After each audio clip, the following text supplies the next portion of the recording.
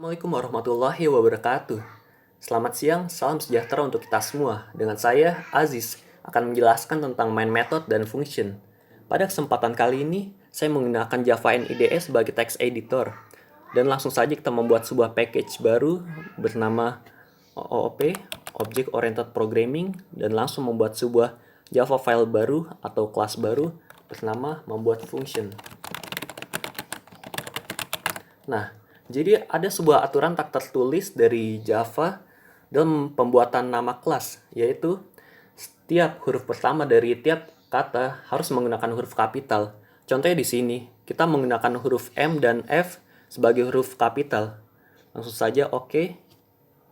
Dan membuat sebuah main method baru.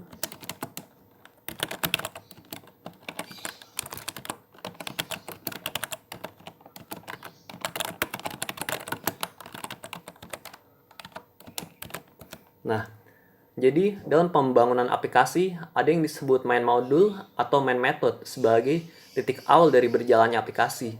Ketika sebuah program memulai berjalan, ia harus memulai eksekusi dari suatu tempat. Tempat itulah yang disebut sebagai main. Tanpa itu, eksekusi bisa terjadi error atau gagal. Lalu muncullah pertanyaan, apakah metode main dideklarasikan secara wajib di semua kelas atau semua file Java yang kita buat? Jawabannya adalah tidak, karena metode main adalah titik masuk untuk suatu program. Tidak berarti semua kelas harus memiliki main method. Ini adalah driver khusus untuk menangani file kelas lainnya. Penting untuk dicatat bahwa semua kelas Java harus terhubung dengan main method secara langsung atau tidak langsung. Dalam modul ada yang namanya pendeklarasian modul, yang di dalamnya terdapat akses modifier, di sini terdapat public dan juga statis, dan juga tipe return atau tipe kembalian di sini tertulis void dalam method main, dan juga yang paling penting nama method atau nama modulnya di sini tertulis main. Oke, langsung saja tentang function.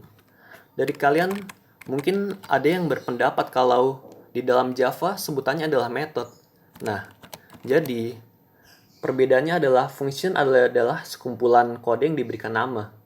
Method juga kumpulan kode yang diberikan nama. Perbedaannya adalah metode diasosiasikan dengan sebuah objek. Nanti kita akan bahas. Pada kali ini, kita cara membuat sebuah fungsinya dengan cara membuat keyword statis dan void diikuti dengan nama fungsinya. Di sini saya membuat sebuah nama fungsinya bernama fungsi saya.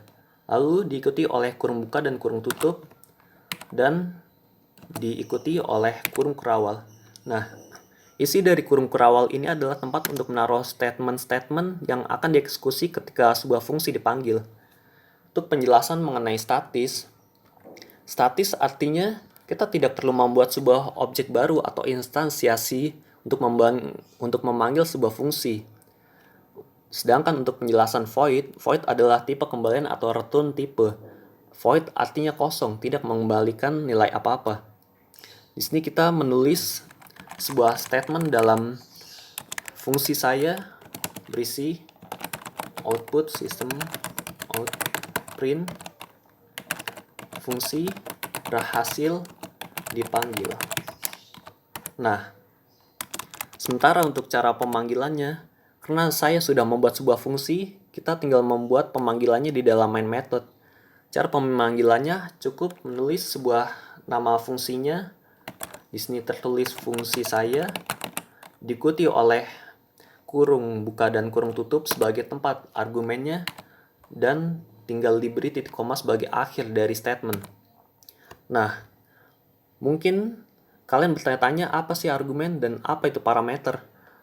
Jadi, penjelasan tentang argumen adalah apa yang dilempar dari pemanggilan fungsi dan akan ditangkap oleh parameter di dalam pendeklarasian fungsi. Untuk lebih lanjutnya tentang argumen dan parameter akan dibahas lebih lanjut nanti.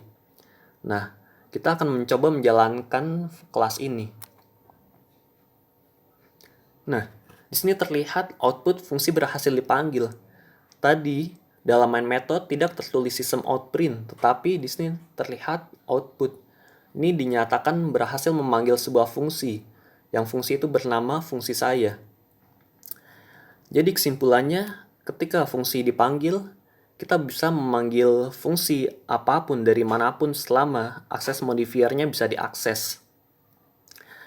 Sekian, seperti itulah penjelasan tentang main method dan function. Silahkan like, share, dan subscribe. Dan terima kasih.